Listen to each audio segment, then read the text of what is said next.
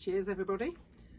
In case anybody's tuning in to see what the hair colour is, sorry, it's still the same, just a little bit faded. Might dye it tonight for next time. Want to talk a little bit about needles. Most people are probably a little bit like me and leave their sewing machine needle in for far too long till it gets blunt. It causes more trouble than anything else. There's actually a different type of needle for every different type of fabric. We've got a very useful little guide. Of course, you could just show us that, thank you very much, on what type of needle to use for what job. They're free, come in and pick one up. But we have regular machine needles for things like lightweight suiting, shirts, dresses, different sizes. That's an assorted pack. Here we go. Okay, the fine one, the 70 in there, which you may know as a 9, 80, 90 and more 90s. 90 is a 14, that's the one you'd use on your shirts or your polyester cottons, possibly cottons as well. 18 if it's a particularly fine fabric. However, if you're using microfiber, you'll have trouble with that. They're just not sharp enough. Sharp enough for your cottons, your polycottons. Sharps are specially designed for microfiber fabrics. In the same way as that stretch needles are designed for stretch fabrics. They're a bit like a ballpoint needle, work on the same principle.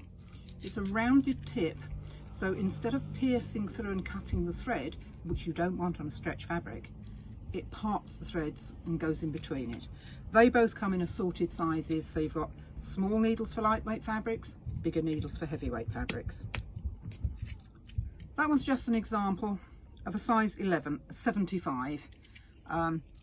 That's a fairly lightweight needle, a lightweight polycotton maybe even a voile or something of that weight.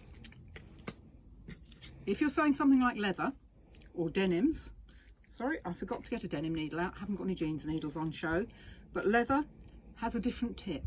It's a chisel tip. Just like the chisel you see in a workshop, it's chamfered on the sides and it cuts through the leather much better. It will make a bigger hole, but then you're going to be using a thicker thread, so that's why. Now, when we want to get a bit flash, you've got a twin needle. You know when you get that double stitching on something, that's how you do it. And for those of you who are lucky enough to have an industrial machine, we've now got industrial needles just in the two sizes, a 14 which is an 80 and a 16 which is a 90, to cover most of the jobs you're likely to want. The difference with those, you can tell because they're in a green pack. All the others aren't. All the others are in anything else. And there's 10 in a pack instead of 5 or 6. That's probably about all I need to say about machine needles, except ladies, change them when they get blunt. So let's move on to hand needles. Get this lot out of the way. There's far more of them. Get those ones out of the way. You've got your basics, the sharps. That's the sort of thing you'll have in your sewing box as just a regular assorted pack of needles. But if you want something a bit easier to thread, go with a crewel needle, otherwise known as an embroidery needle. Reason for that is it's got a very tall, narrow eye, so it's easier to get the thread in. But if you really want something easy to thread, go for one of these. It's an easy thread. I don't want to be rude, but this looks a bit. The top of the needle is like that. Note I've got a hand round that way. And you put the thread over the top and it pops in. And it doesn't pop out again because there's a little sprung clip there. So just pull the thread over and pop it in. And that's your easy thread. If you're a quilter, you'll want a nice little short needle.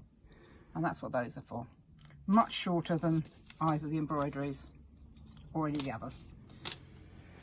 Darning, a bigger needle, a taller eye, a longer needle, easier to use. There's more. There's much more. Just like machine needles, there's a special needle for leather. Again, you might see the tip in this one. If Chrissy can come in close enough, shall I open the pack so you can see it without the plastic? No, you can't see it without the plastic, because plastic's in the way. Ah, tum-ti-tum. Talk amongst yourselves, everybody. Right, don't know if you can actually see that. Probably not, but it is sloping down. It will cut through the leather a lot easier.